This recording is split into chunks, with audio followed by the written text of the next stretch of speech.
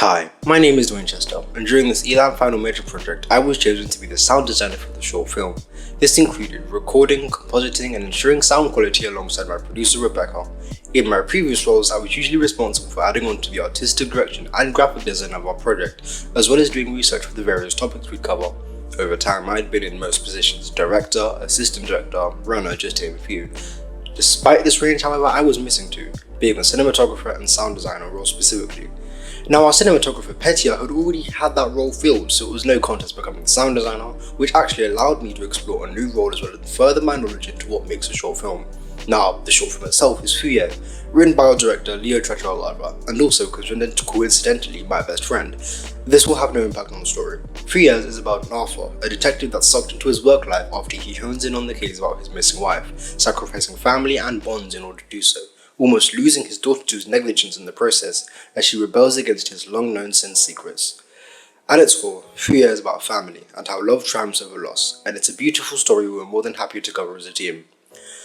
After fighting back several editorial changes, we managed to get the story we wanted alongside our actors Ali Wilson as Arthur, Hayley Summers as Sophie, and me as a stand-in for the chief. We as a team have found the story we wanted to tell and stuck with it.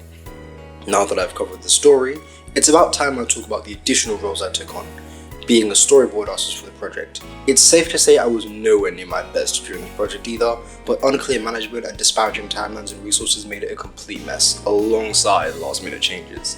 So despite its lackluster appearance, it does its job at indicating our general scene direction. However, that isn't all the production team of Few Years had to offer, because as there were many bumps and rocks on the road to completion.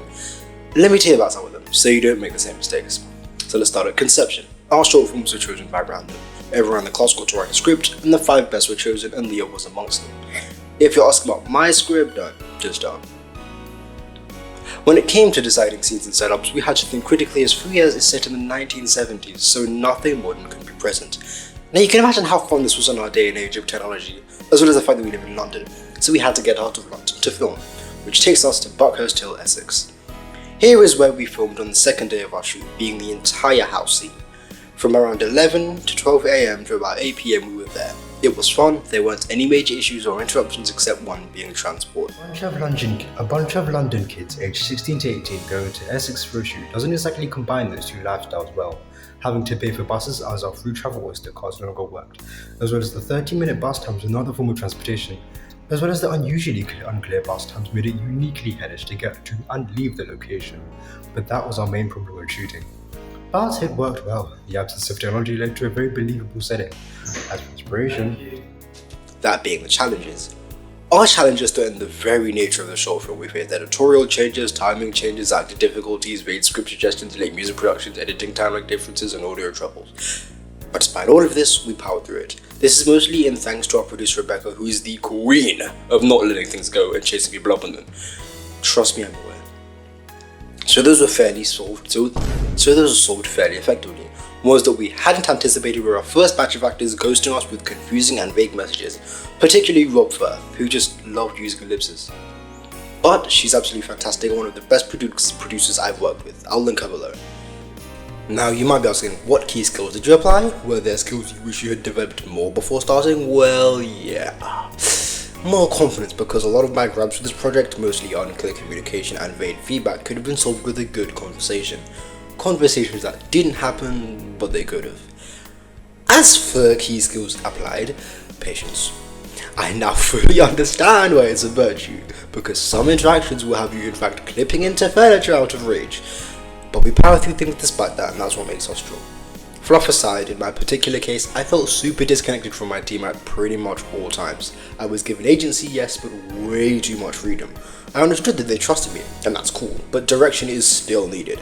I had to ask for clarification on scene count, which specific scenes they wanted storyboarded, and whether they needed certain things, which was all fine, as I could handle that.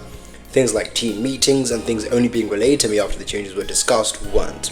I had to ask around to get the latest script updates, same for the backing music and other major changes to the set. It felt very alienating. I was left alone with the script when I completed it, they thanked me, and that was it. That was all of it. I understand the producer being very offshore as they're busy, and when especially important things would come up they communicated to everyone. But for people like our cinematographer, it felt very aimless, as if we were just coasting by, and that's not something I'd like to repeat for future projects. No force, but a semblance of action. Moving on from that, it's time to talk about post-production. Editing was actually very refreshing this time around. Due to some lovely work by our producer's father, most of the clips came hand-synced and ready to use, which was an unexpected but very welcome surprise. So syncing the clips was done. What was next? Oh. Sound design was okay. I'm joking, of course. This is the most fun part of the project. Look at my timeline. Do I look like I hated this? Editing was fun. Naming the clips took a majority of the first day, whilst compiling the clips into an actual sequence took the next 2. After that, it was dropped right into sound design, being by far the thing I spent the most time on, being about 4 days overall. It came out really well, and one of my friends, Yaroslav, actually made an Elam intro so cool, it was adopted by a good chunk of the class. It came with sound, but it came super loud and connected, which didn't match the emotional tone of our film, so I did it, and I think it turned out super well. Speaking of sound, our live audio came out super scratchy, so we couldn't use a good portion of it, so we had to make do with camera audio and heavy boom audio, which actually didn't turn out as bad as I thought. Overall, sound was the least of my concerns, but that doesn't wrap up editing, because this time, experimentation was the name of the game. I knew I needed to get better at using Premiere Pro, so I went all in this time. I started using the effects, finally learned how echo worked, the different blurs, the many ways to use keyframes, and a bunch of other stuff that took a really long time. It was fun seeing how in moderation these could all work to the joy of the media, that and being able to splice and reuse sounds to emulate certain effects. All really good things that come out as a direct result of being interested in what I was working on. The script itself also lends itself really easy to stylization changes. None of our short films watch the same, and that's impacted the coverage of our cinematographer. And it went well. Now, if you have a question, it would most likely be this. What would your approach to color correction and grading? How successful have you been in this category? What did you learn about it, and what would you like to improve on? Be as in-depth as possible. Yeah, color grading. It was just a pain, simply because light exists and the sun exists. Now, if you know anything about anything, you know the sun goes around the earth. This annoys me because for our final scene, we filmed outside, in the sun. It changed in between scenes, and now they have different lighting. This makes color grading super annoying. Mainly because the exposure was cranked up to 11 and purely exists despite me, which is why the ending sequence looks like a K-drama. But the thing is, most of the set was already vibrant, so color grading wasn't as bad as I thought it would have been. But hey, that's color grading for ya. I just wish I utilized DaVinci Resolve at all. I haven't been successful in doing color grading in the past though. I shudder at my dramatic scene. Oh boy. But when it comes to improvement, utilize the tools given, learn what everything does, and have set blocks ready to work off of. It's the work of 12 condensed into one. And now, let's talk about wrapping up this entire thing, because the script is taking my soul with each paragraph, and I'm hitting my max minute mark. Hey, time's cut folks. It's time to get out of here, so let's speed on these last few. The pitch went horribly. We had 15 minutes of prep time, followed by 45 minutes of waiting without prep time before we got up there. Safe to say it was acceptable, it wasn't not good. I didn't feel confident at all in it shows. Next time, we have to prepare more, because I do not want to repeat that over again. I'm talking going over slides, all of that, because we're not repeating this. For the short film, considering feedback, I actually didn't get that much feedback. It felt like my team was really inconsistent with giving me proper pointers, so it felt like they felt bad for me, so they didn't say anything, apart from my producer who gave me a few notes on the storyboard, which is disappointing. But if I were to give myself feedback, it would be to utilize more than one software during editing, as I could have gotten a lot more done if I moved off of Premiere Pro only. Otherwise, actually try the storyboard, come.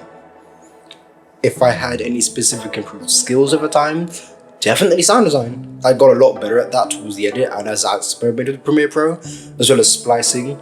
Splicing sounds has got to be one of the most important things you can do, as well as matching a tone, because if either of those are off, it'll be very clear to the audience. So I'd say sound design. Biggest takeaway from this project is that you shouldn't be averse to asking for help, nor asking for criticism. Being put on a pedestal works well until you fail once and your entire image shatters. Accepting and taking that criticism is also very valuable. Both are important and needed for growth. Now, if I had a goal for the next project, be confident enough to give proper input and be part of the team. As it felt this was, it was very fun. I would absolutely love to do this again. Amazing team, I loved it all. It was the most disconnected I felt from a team in a long time. Now, if it could be like an ending quote, it would be, I'm tired. I'm tired, but it was very fun. absolutely worth doing. Now, thank you for listening.